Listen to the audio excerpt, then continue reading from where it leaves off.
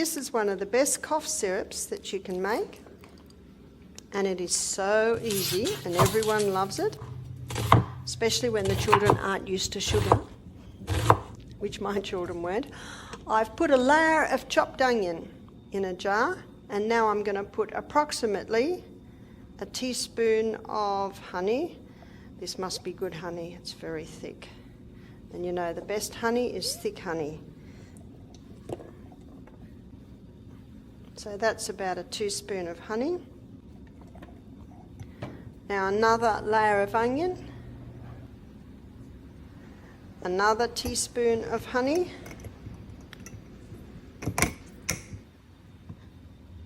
needs 2 hands.